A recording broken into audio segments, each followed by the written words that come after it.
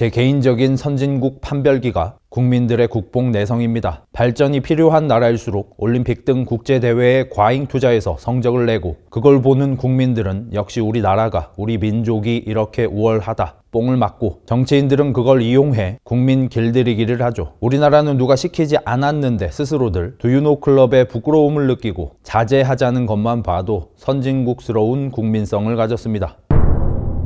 대한민국에서는 운동하면 역시 정신력이지만 사실 스포츠는 돈이 곧 성적입니다. 아시아의 학고였던 일본은 일찍부터 서양 문물을 받아들인 탁월한 판단 혹은 운빨로 한국과 중국 등을 유린하는 강국이 됩니다. 사무라이 같은 강자를 동경하던 문화에 그 덕이 더해져 지금도 일본은 병적으로 서양 선진국들을 동경하죠. 80년대 버블 경제로 돈이 넘쳐나던 일본이 유럽의 복지 선진국들을 따라간 것도 예정된 수순이었습니다. 될 놈들 잡아다가 욕하고 두드려 패서 운동선수 만드는 무식한 아시아식 엘리트 체육인 양성이 아닌 우리 일본은 아시아에 있는 유럽 국가다라는 마인드로 생활체육 강국을 선언하고 우리가 90년대 일본 만화에서 흔히 보았던 학교마다 좋은 체육시설이 있고 대부분의 학생들이 클럽 활동으로 운동을 즐기는 시스템이 자리 잡았죠. 당시 일본을 방문했던 차범근 전 축구선수도 일본에 경기를 하러 가면 모든 학교에 천연 잔디가 깔려 있어 놀랐다고 해요. 당시 우리나라는 88 올림픽을 준비하며 일본과 정반대로 엘리트 체육인 양성의 혈안이 됩니다. 잘 살아보세에 이어 잘 사는 한국을 해외에 알리려 했고 국민의 지지가 필요한 정치 지도자들이 100이면 100이 하듯 스포츠로 국뽕을 주입해 시선도 좀 돌리고 애국심을 고취시켜 허튼 생각을 못하게 하려 했죠. 이런 한국과 일본의 서로 다른 선택의 결과는 굉장했습니다. 76년 올림픽에서 일본이 5위를 할 때 19위에 그쳤던 한국이 84년 올림픽에서는 일본 7위, 한국이 10위를 했고 88 서울 올림픽에서는 한국이 4위, 일본이 14위를 했습니다.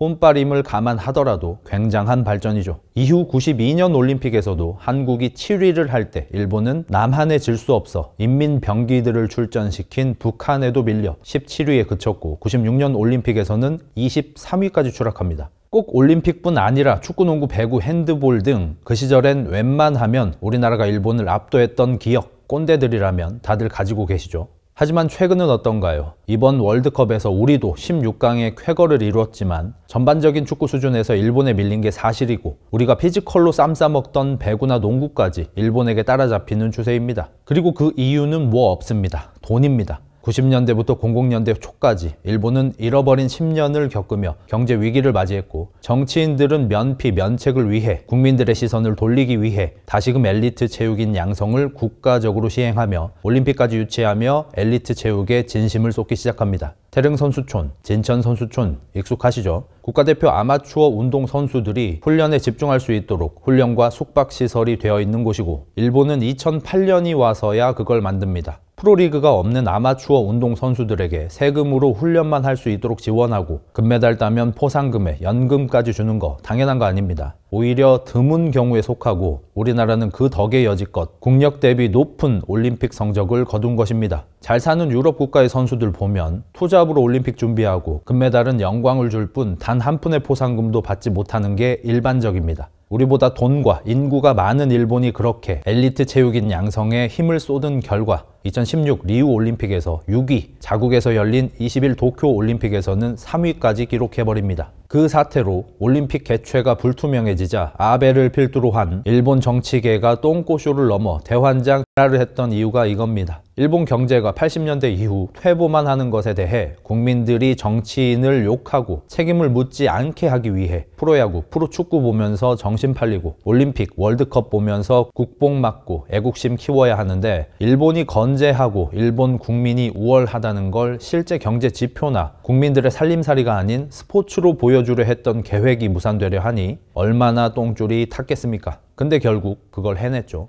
일본은 여당인 극우 세력이 전성기를 맞았고 일본 국민들은 그 어느 때보다 한국과 중국을 미워하고 있습니다. 정치인들의 설계대로 말입니다. 이건 어쩌면 레드필입니다. 저는 이런 스포츠계와 정치계의 생리를 알고부터 국가대표 경기를 진심으로 응원할 수 없어져 버렸습니다. 얼마 전엔 K리그 없어지면 어때? 라고 말했다가 몰매를 맞기도 했죠. 하지만 그런 마음이 드는 게 사실입니다. 꽤 오래전부터 저는 세금을 들여 엘리트 체육인을 육성하고 그들이 국기를 달고 나간 국제대회에서 활약하는 모습을 집에서 TV로 보며 박수를 치고 싶은 마음보다 세금으로 지은 체육시설에서 내가 직접 축구, 농구를 즐기고 나라에서 깔아준 자전거길에서 자전거를 타고 싶은 마음이 훨씬 큽니다. 최근 우리나라 학원 스포츠의 실체가 어떤 줄 아십니까? 학교 체육의 폐단으로 너무 많은 사건 사고가 일자 많은 학교들이 운동부를 만들고 유지하는 걸 꺼리기 시작해 운동을 하고 싶어도 엘리트 체육인이 되고 싶어도 학교에 운동부가 없어서 할 수 없는 실정이랍니다. 평일 대회 금지, 합숙 금지, 최저학력제도 도입 등 당장의 성적보다 학생들의 인권과 미래를 위한 정책이죠.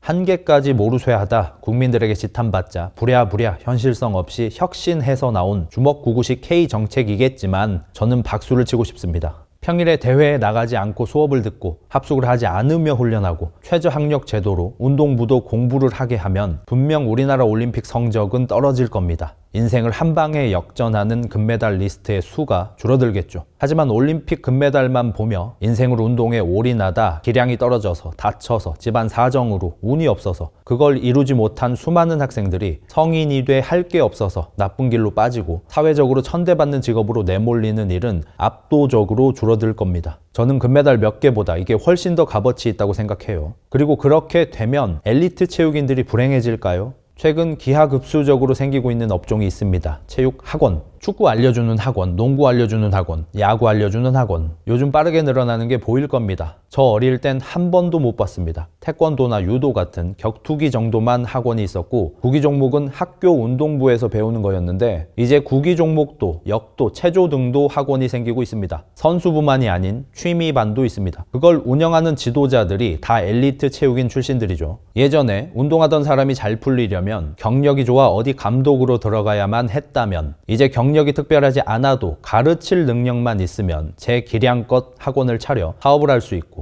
그런 곳이 많아지면 우리 비체육인들도 얼마든지 배우고 싶은 운동을 체계적으로 배울 수 있게 됩니다. 그 어떤 운동 종목보다 노력과 실력에 비해 잘 나간 게 바로 헬스 트레이너죠. 우리나라가 보디빌딩 강국이라 그랬나요? 우리 선수가 올림피아 1등이라도 해서 그리 됐나요? 아닙니다. 일반 대중들이 헬스장을 다니니 그게 돈이 된 거고 헬스 트레이너들도 돈을 잘 벌고 행복해진 겁니다. 다른 종목들도 마찬가지입니다. 세계선수권, 아시안게임, 올림픽도 중요하지만 거기서 금메달을 따는 극소수의 체육인들이 아닌 더 많은 체육인들, 나아가 국민들이 행복해지기 위한 길은 생활체육이 발전해 많은 사람들이 스포츠를 즐기는 겁니다. 취미로요. 그렇게 엘리트 체육과 생활체육을 이상적으로 발전시킨 게 미국이고 어쩌면 일본이 거기까지 갈지도 모르죠. 기회가 된다면 그것도 풀어보겠습니다. 흑자1사 합시다. 바이바이.